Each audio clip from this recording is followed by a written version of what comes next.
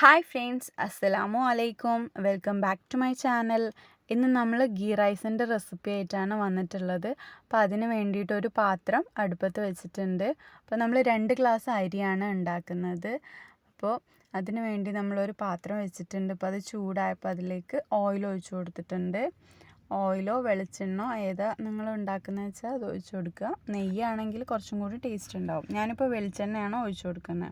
അപ്പോൾ അതിലേക്ക് 2-3 ഗ്രാമ്പൂ, പട്ട, ഏലക്കായ ഇട്ട് കൊടുക്കുന്നുണ്ട്. പിന്നെ ഒരു 1/2 സ്പൂണ് പെരിഞ്ജീരകവും ഇട്ടിട്ടുണ്ട്.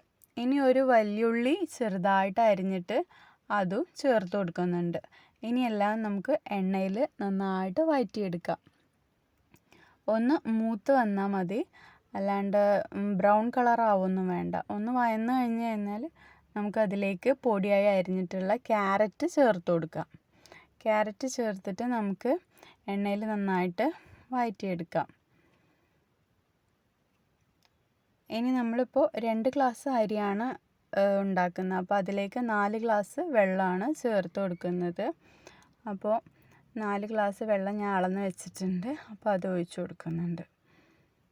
അപ്പോൾ അരിയുടെ ഓരോ തരം അരിക്ക് അനുസരിച്ചിട്ട് വെള്ളത്തിന് മാറ്റം ഉണ്ടാവും. ഞാനിപ്പോൾ എടുത്തിട്ടുള്ളത് ജോക്കർ അരിയാണ്. അപ്പോൾ ഇതിൽ അത്യാവശ്യം വേവ് ഉണ്ടാവും. അപ്പോൾ 2 ഗ്ലാസ് ആവശ്യമാണ്.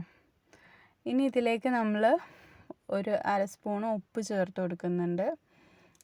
പാകത്തിന് ഉപ്പ് ചേർത്തിട്ടുണ്ട്. ഇനി വെള്ളം നന്നായിട്ട് തിളച്ച് വരണം. അപ്പോൾ നമുക്കൊരു മൂടി വെച്ചിട്ട് ഒന്ന് മൂടി വെച്ച് കൊടുക്കാം. ഇനി വെള്ളം തിളച്ച് വന്നിട്ടുണ്ട്. ഇനി ഇതിലേക്ക് നമ്മൾ കഴുകി വെച്ച് അരി ഊറ്റി വെച്ചിട്ടുണ്ട്, അതിലേക്ക് ഇട്ട് കൊടുക്കാം.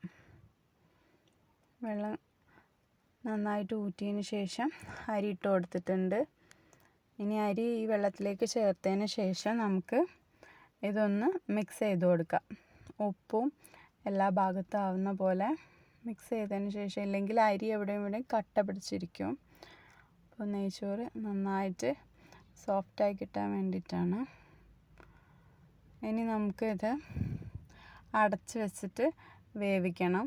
അപ്പോൾ ആദ്യം നമ്മൾ ഫ്ലെയിം കൂട്ടി വെച്ചിട്ടാണ് വേവിക്കുക. എന്നിട്ട് വെള്ളം ഒന്ന് വറ്റി വരാനാകുമ്പോൾ നമ്മൾ ചെറിയ തീയിലേക്ക് മാറ്റാം.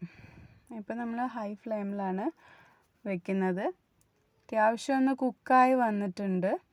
അപ്പോൾ ഇനി ഇത് നമുക്ക് ഫ്ലെയിം കുറച്ച് കൊടുക്കാം. ഇനി നമ്മൾ ചെറിയ തീയിലിട്ട് വേണം വേവിച്ചെടുക്കാൻ. എന്നാലേ നെയ്ച്ചോറ് നല്ല സോഫ്റ്റായിട്ട് നമുക്ക് അരിയൊക്കെ കുക്കായി കിട്ടുള്ളൂ. പെട്ടെന്ന് നമ്മൾ തീ കൂട്ടി വയ്ക്കുമ്പോൾ വെള്ളം വറ്റുക എന്നല്ലാതെ അരി നന്നായിട്ട് വേവില്ല. അപ്പോൾ നമ്മൾ ഒന്നും കൂടി അടച്ച് വെച്ചിട്ട് ഒരു 10-15 മിനിറ്റ് വേവിച്ചിട്ടുണ്ട്. അപ്പം നമ്മൾ സോഫ്റ്റായിട്ടുള്ള നെയ്ച്ചോറ് ഇവിടെ റെഡി ആയിട്ടുണ്ട്. അപ്പോൾ അതിലേക്ക് കുറച്ച് മല്ലിയില ചേർത്ത് കൊടുക്കുന്നുണ്ട്. അപ്പോൾ ഇന്ന് വെള്ളിയാഴ്ച സ്പെഷ്യലായിട്ടാണ് നമ്മളിപ്പോൾ ഇവിടെ നെയ്ച്ചോറ് ഉണ്ടാക്കിയിട്ടുള്ളത്. അപ്പോൾ ഇതിലേക്ക് കൂടെ കഴിക്കാൻ വേണ്ടിയിട്ട് ബീഫ് കറി ഉണ്ടാക്കിയിട്ടുണ്ട്. ബീഫും പൊട്ടാറ്റോയും ചേർത്ത് മുളകിട്ട കറിയാണ് ഉണ്ടാക്കിയത്. ഇതിൽ കുറച്ച് മല്ലിയിലയും കൂടി ചേർത്ത് കൊടുക്കുന്നുണ്ട്. ഇപ്പോൾ ഇതിൻ്റെ റെസിപ്പി ഞാൻ ഇതിൽ മുമ്പ് അപ്ലോഡ് ചെയ്തിട്ടുണ്ട്. കുഴച്ച് വെക്കുന്നത് നമ്മൾ വാട്ടിയിട്ടൊന്നും വെക്കേണ്ട ആവശ്യമില്ല. നമ്മളെല്ലാം കൂടെ മിക്സ് ചെയ്തിട്ട് ഒറ്റയടിക്ക് വെക്കുന്നതാണ്. അപ്പോൾ ബീഫ് കറി ഇവിടെ റെഡി ആയിട്ടുണ്ട്. അപ്പോൾ ഇത് നെയ്ച്ചോറും ബീഫ് കറിയും അടിപൊളി കോമ്പിനേഷനാണ്. അപ്പോൾ എല്ലാവരും ഫേവറേറ്റും ആയിരിക്കും.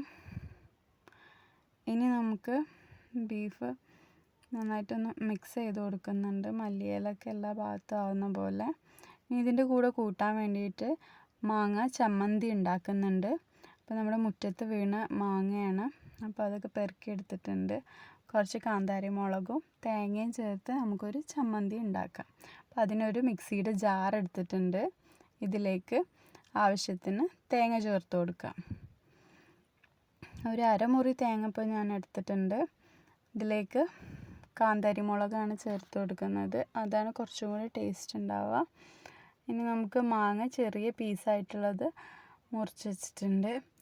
ഇപ്പം ഞാൻ ചെറിയ ജാറെടുത്ത് അതിൽ കൊള്ളൂല. അപ്പം നമ്മൾ മാറ്റിയിട്ട് വലിയ ജാറിലേക്ക് മാറ്റിയിട്ടുണ്ട്. അപ്പോൾ ഇതിൽ പൊടിക്കാനാണ് കുറച്ച് തോന ഉള്ളതുകൊണ്ട് ചെറുതിൽ പൊടിഞ്ഞ് കിട്ടില്ല. അപ്പോൾ വലിയ ജാറിലേക്ക് മാറ്റി ഇപ്പോൾ അതിലേക്ക് ആവശ്യത്തിന് ഉപ്പ് ചേർത്ത് കൊടുത്തിട്ടുണ്ട്. അപ്പോൾ നമ്മുടെ ചമ്മന്തി ഇവിടെ റെഡി ആയിട്ടുണ്ട്. അടിപൊളി ടേസ്റ്റാണ്. അപ്പോൾ എല്ലാവരും ഈ സോഫ്റ്റ് നെയ്ച്ചോറും ഈ ചമ്മന്തി ഉണ്ടാക്കി നോക്കണം. അപ്പോൾ അസ്സലാമു അലൈക്കും. അപ്പോൾ എല്ലാവർക്കും റെസിപ്പി ഇഷ്ടമായെന്ന് വിശ്വസിക്കുന്നു.